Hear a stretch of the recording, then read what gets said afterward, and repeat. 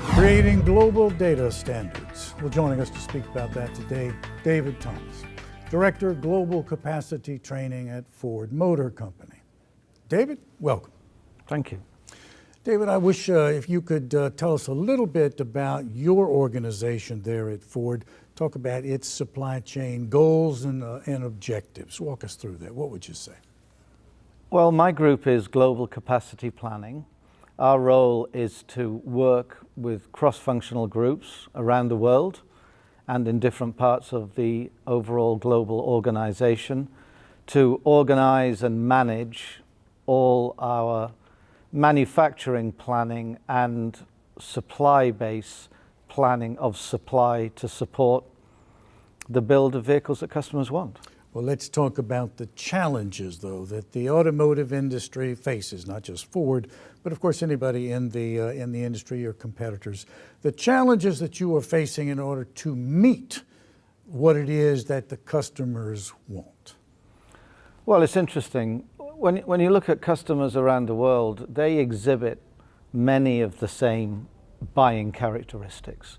Every country is different to a certain extent, but global products are very global. They can sell everywhere. Mercedes, BMW, Ford, they're basically the same products everywhere. So in that sense, customer requirements are similar around the world. But of course, to supply vehicles to meet those requirements is becoming more complex. We have a supply base that's around the world.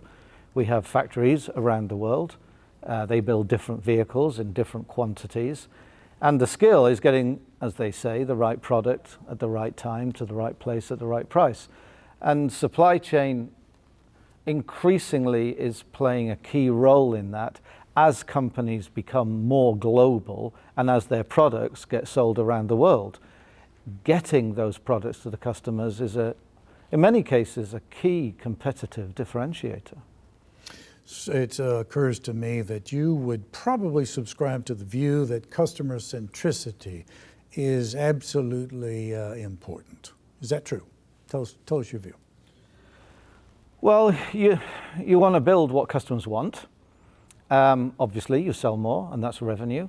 You don't want to build what customers don't want because those vehicles sit around in inventories. That's cash burn. And then generally, they have to be supported by marketing programs and incentives to help move them. So if the demand is not forecast correctly, then it can drive cost throughout the entire supply system.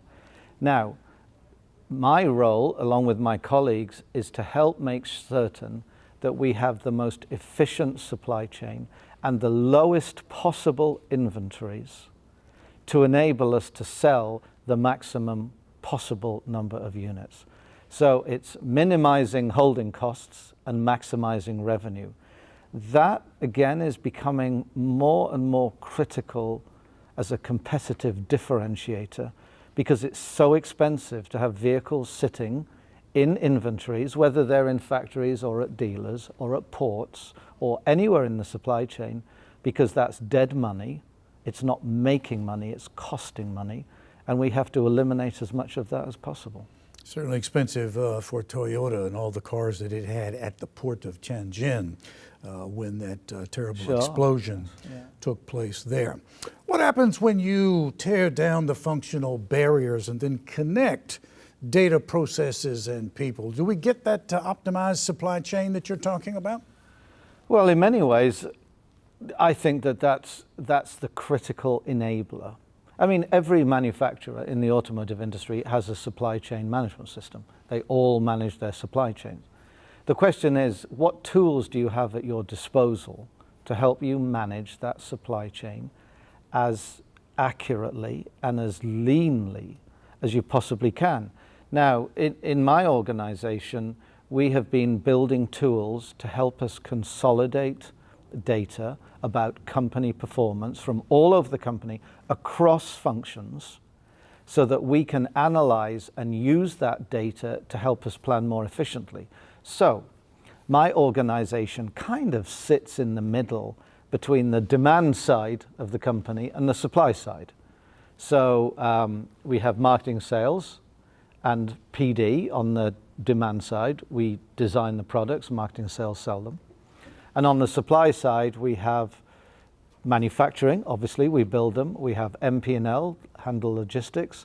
We have purchasing to manage the supply base.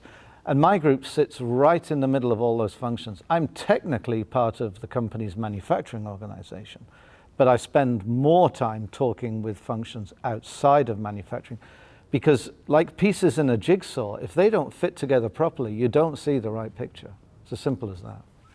You had a major transformation moving from a regional planning and execution process to a global scenario. So walk us through that. How did you do that? Why did you do that? And what are the benefits that you see flowing from that transformation? Well, it's an ongoing transformation. We're here at the conference with Kinaxis as we are implementing the Kinaxis Rapid Response System. But we started this process building our own system, our own tool, to help us consolidate information from around the regions in the world. Ford operates with 5 regional areas in the world, North America, South America, Asia, Europe, and Middle East and Africa.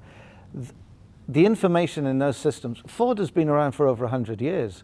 A lot of these areas of the company grew up individually, organically, evolutionary, if you like. And there wasn't a lot of focus on moving information between the regions.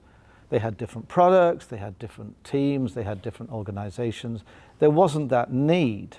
When I joined Ford, a long time ago now, but when I joined Ford in London, for the first 10 years, I didn't have a single telephone conversation with anybody in the United States. No need. Different factories, different products, different supply base, different everything. Of course, the world isn't like that now. The world's a lot more interconnected, a lot more interdependent, and it's very important if we're to handle the complexities of a global supply chain that we have the data to help us manage it. It didn't used to be like that 10, 15, 20 years ago. It certainly is now. So we're building these tools to help us see the problems. Regional issues cause global problems. Global solutions have regional implications. Unless you can see both sides of the business close to the ground in a particular location so that the right product is there, and yet step back and see the global picture with global products coming out of global factories, with global suppliers going to global customers, you can't manage it efficiently. And that's the journey we're on at the moment. I don't know whether it ever ends. We're certainly halfway through the first stage, and we're looking to really enhance our capability over the next 6 months. You're right, that journey does never end. But let's look back for just one moment. You said that you had begun your own planning process. Now, of course, you're partnering with Kinaxis. Talk to me about how they are helping you with your supply chain planning, and where do you see that going? Well, we learned about what we needed to do by building our own system, literally writing the code, designing the algorithms, and implementing it across our organization. It works. We've learned a lot. It was never meant to be a longer-term solution. It was an identification and assess process. As I said in the talk this morning, you get things done by doing things. So we wanted to know where we needed to go in this space. We knew we were not competitive. We knew we had to change from being regional to global, but exactly how to change we didn't know. So we went and built a system. Now, we learned a lot. We're using the system. It's a system of record in the company now. We're running so many individual operations that allow us to save huge amounts of money across the business, that when we then decided, okay, we've kind of plateaued the capability of that tool, we need to go to the next step. We did a lot of due diligence, looked at a lot of great companies with great products, and at the end of that process, which took us about 18 months, we selected the Kinaxis Rapid Response System, And we're about a year and a half into implementing that tool in the company, and we launch in the middle of next year. It gives us a lot more capability. It's purpose designed. The tool we built had no front end. It had a great analytical engine because that's what we focused our time on. What algorithms do you need to do this to that to get something else? Now we've bought a system rather than building it. The systems now are user configurable. We're configuring it to fit Ford. It's a very flexible and capable system, and we're making great progress, but we're looking forward to the launch. You know, often we hear that sales and operations planning, SNOP, is a Band-Aid solution. I'm just curious about the SNOP process at your organization. How is that different? Well, I'm not certain, Russell, that it is different. We run a monthly cycle. We look out, between 18 and 24 months. I know that many companies work like that. Companies like ours that are making large products with extended supply chains where you can't change every day. Plans take some time to work through and supply chains along.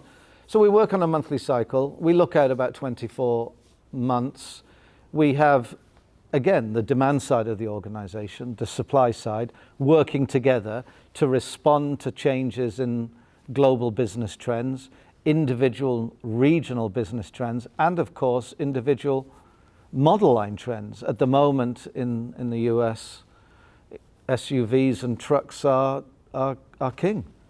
And more of those are being sold and less of the smaller cars.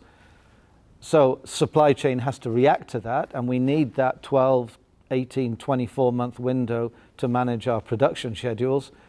But then longer term, year 3 out, we need to look at where we're going with battery, where we're going with autonomous vehicles, you know, those game-changing industry trends that are out there, and everybody's trying to figure out the right way to go.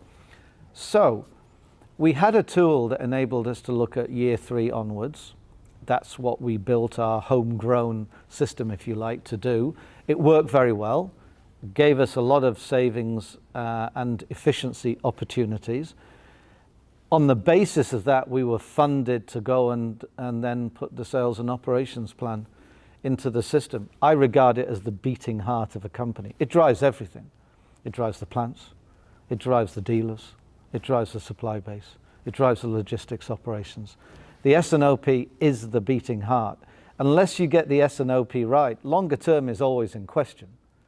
You can have a view of the longer term, but you've got to get there. You've got to have the revenues coming. You've got to ensure that customers are happy, that you're building your customer base, that suppliers are performing efficiently. So it was always clear to me that even though we cut our teeth, if you like, looking at the medium and longer term, it was the short term that we really needed to get our arms around. And we're making good progress in doing that. Great overview into a very, very important situation in the manufacturing space. David, I know you're busy here, but you found time to speak with us. Thank you very, very much. Thank you very much. It's David Thomas from Ford Motor Company, speaking with us today about creating global data standards. Thank you for watching.